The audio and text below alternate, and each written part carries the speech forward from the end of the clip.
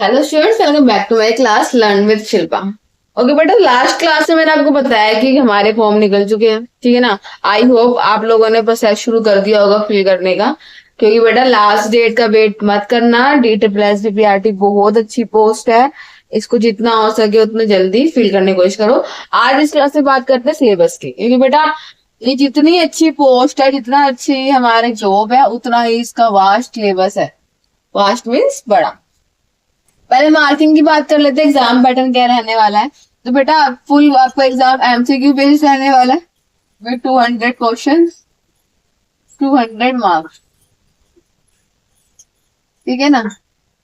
तो ये हमारा रहने वाला है कि एमसीक्यू सारे क्वेश्चन होंगे, 200 क्वेश्चन देखने को मिलेंगे एग्जाम में आपको, और हर एक क्वेश्चन एक नंबर का है, 200 मार्क्स। नेगेटिव मार्किंग बेटा इसमें है 0.25 की, तो ध्यान से पेपर करें। अगर जो आता है कॉन्फिडेंट हो उसको आंसर दे, नहीं तो जो गलत कर दोगे तो सही से भी आपके 1/4 मार्क्स कट जाएंगे, ठीक है। सो लेट्स सी सिलेबस क्या है, किस टॉपिक में से कितने क्वेश्चन आने वाले हैं, कितनी प्रिपरेशन हमें करनी है, ठीक है ना। So let's see. स्कोरिंग वो वाला जो नहीं है, ये क्वालिफाई नहीं करना, बस हमें हमें अच्छे नंबर लाने हैं, ठीक है, ताकि हमारे एक इतने अच्छे नंबर आ जाए कि हम जो ले लें। तो सब्जेक्ट सबसे पहले बेटा जनरल अवेयरनेस, ठीक है ना। जनरल अवेयरनेस 20 मार्क्स का, मतलब 20 क्वेश्चन देखने को मिलेंगे। जनरल इंटेलिजेंस और रीजनिंग एबिलिटी 20 मार्क्स में 20 क्वेश्चन देखने को मिलेंगे। अर्थमेटिक्स से हमारे मैथ्स से भी में 20 क्वेश्चन होंगे, तो 20 हमें देखने को मिलेंगे।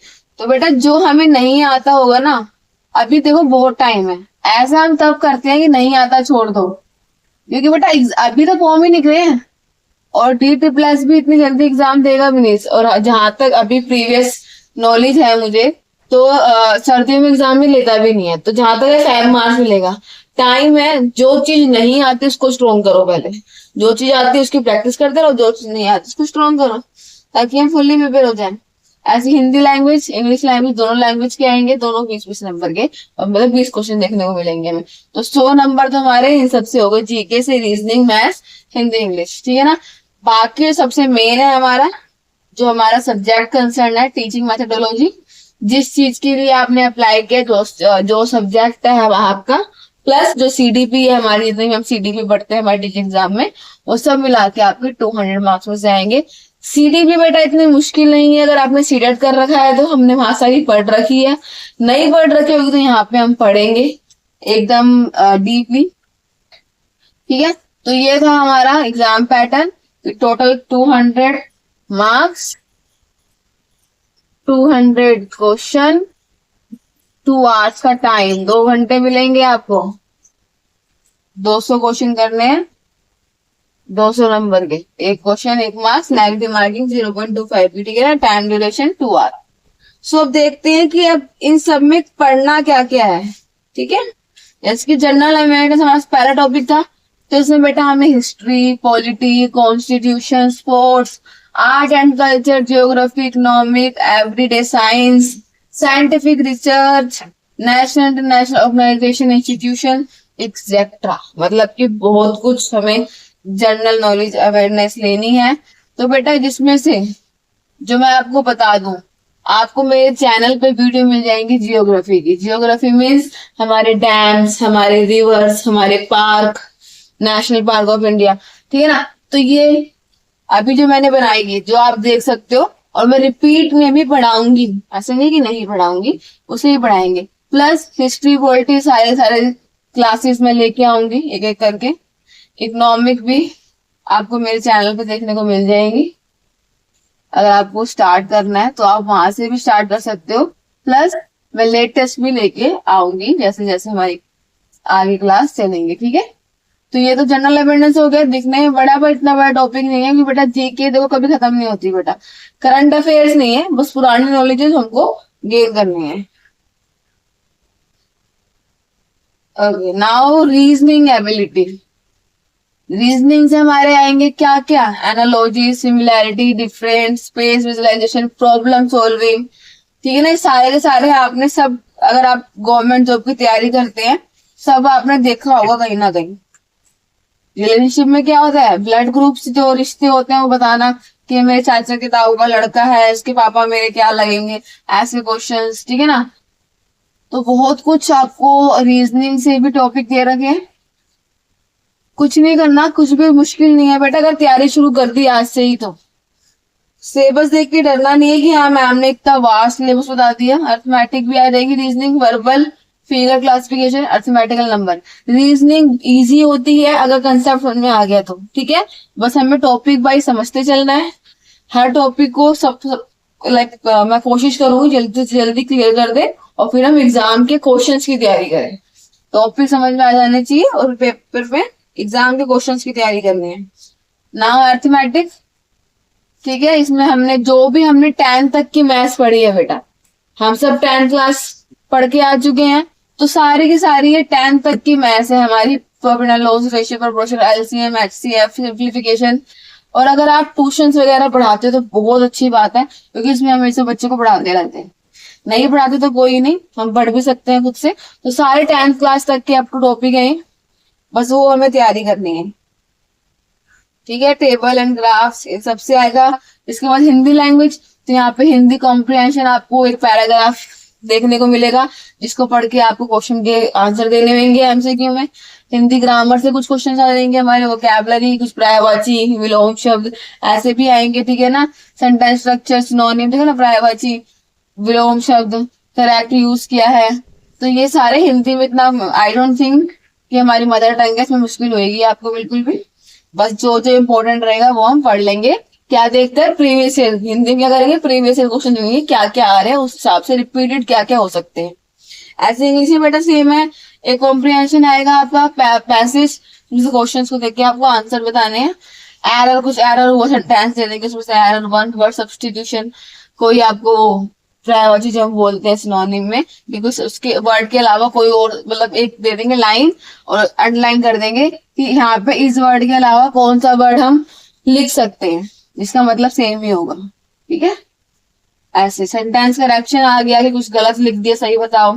Synonym antonym, fill in the blanks करने के लिए ईडीएम, फ्रेजेस, स्पेलिंग चेक, ठीक है। तो ये इंग्लिश के टॉपिक हो गए, सारे ग्रामर टॉपिक है। मेरे चैनल पे आपको इंग्लिश के ग्रामर के टॉपिक भी देखने को मिलेंगे, सो वहां से भी आप देख सकते हो कैसे कैसे हम इन सब चीजों को एरर स्पॉटिंग वगैरह कर सकते हैं, ठीक है। इंग्लिश अगर मेन क्या इंग्लिश आने जैसे हिंदी हमें आती तो हम देख लेंगे गलती कहाँ पे है, ऐसे इंग्लिश आएगी तो इंग्लिश भी देख लेंगे। जिसकी इंग्लिश स्ट्रांग है उसके लिए इजी होगा, जिसकी स्ट्रांग नहीं है उसको पढ़ना पड़ेगा थोड़ा बस, ओके। तो यहाँ तक तो बेटा हमारा हो सब्जेक्ट वाइज। अब सब ये 100 नंबर की थे जो हमने अभी देखे, अब ये अकेला 100 नंबर का है जो बहुत इंपॉर्टेंट है, जो जिसके बेस पे हम टीचर माने जाते हैं मेरे, क्योंकि बेटा वो तो बेसिक नॉलेज होती है 10 तक की, सबको आनी चाहिए, और 10 तक की स्टडी एक तरह से हमारी, ठीक है ना, जो हमने पढ़ा था। अब जैसे कि अभी सारी सीडीपी है, कंसेप्ट ऑफ ग्रोथ, बच्चों की ग्रोथ के ऊपर आई। डोमेन्स कौन कौन से डेवलपमेंट के, अंडरस्टैंडिंग एडोलसेंस, एडोलसेंस के बारे में, ये सारे जो मेरी वीडियो एक बनाई थी मैंने AWS एग्जाम के लिए बच्चों के लिए, जिसमें जीन पियाजे, कोलरबर्ग, उनकी थ्योरी यहाँ पे आ सकती है। Role of primary secondary socialisation agency, ठीक है ना। Theoretical perspective of learning, learning के क्या पर्सपेक्टिव है हमारे, बिहेवियरिज्म, ये सारे हमारे, कॉग्निटिविज्म, कंस्ट्रक्टिविज्म, ये सारी थ्योरीज है, पता है ना, हमारे कोलरबर्ग, जीन पियाजे, वाइगोस्की, इन सब की थ्योरीज है ये। तो मैंने अभी देखो एमसी की क्लास ली है, पूरी पूरी थ्योरी क्लास भी लेंगे। Factor affecting learning and their implication, factor कौन कौन से अफेक्ट करते हैं, planning and organisation, teaching learning, हम कैसे प्लानिंग करते हैं टीचिंग लर्निंग में, एनहांसिंग टीचिंग लर्निंग, कैसे एनहांस करे, कैसे बढ़ावा दे। ये बेटा पूरी सीडीपी है आपकी एक तरह से। सीडीपी में अगर आप अच्छे हो तो आप इसको क्लियर कर लोगे। Classroom observation, feedback, reflections, dialogues, means of constructivist teaching, disability, जो बच्चे डिसेबल होते हैं उनके लिए क्या क्या प्रावधान आए हैं वो भी आ सकते हैं इसमें। Guidance and counselling, inclusive education, new and very important topic, हर एग्जाम में देखने को मिलता है अब ये। School organisation and leadership, NEP 2020, ठीक है ना, तो ये यहाँ पे 2020 होगा, NEP 2020 अपना। उसके ऊपर क्या क्या आपको क्वेश्चन आ सकते हैं, तो एनईपी की क्लास भी मेरे चैनल में बनी हुई है, एमसीक्यू क्लास, थ्योरी क्लास में मैं ला दूंगी। Right of children, RTE act हमारा, आरटीई 2009, ठीक है ना। आरटीई एक्ट से आएंगे, इसके ऊपर भी क्लास है मेरी। National policy in education, NEP हमारा स्कूल करिकुलम, और learning and knowledge curriculum area. तो सारे से बेटा पूरी सीटीपी और कुछ नहीं है। मतलब कि क्या, अगर आपने सीटेट सीटेट तो कर रखा होगा, सीटेट की बिना एग्जाम हमारा आप फॉर्म फिल नहीं कर सकते। सीटेट कर रखा है तो बस आपको एक बार रिवाइज करना है, तो आपके 100 नंबर कहीं नहीं गए। मतलब ये 100 नंबर तो आपके पक्के हैं, एक बार रिवाइज करना है, ऊपर के 100 नंबर की तैयारी करनी है हमें, जहाँ पे हमें स्ट्रॉन्ग पॉइंट नहीं होगा। तो एग्जाम इतना मुश्किल नहीं है। आई होप आपको मेरी ये सारी क्लास देख के लगा होगा कि नहीं इतना मुश्किल नहीं है, ईजी है। 100 नंबर तो हमारे सीडीपी से ही हो गए, जिसकी हमें रिविजन करनी है, जो हमने सीटेट में पढ़ा था। बाकी 100 नंबर में भी हिंदी इंग्लिश तो हमारे लिए स्ट्रॉन्ग हो सकती है, इतना मुश्किल नहीं होगी।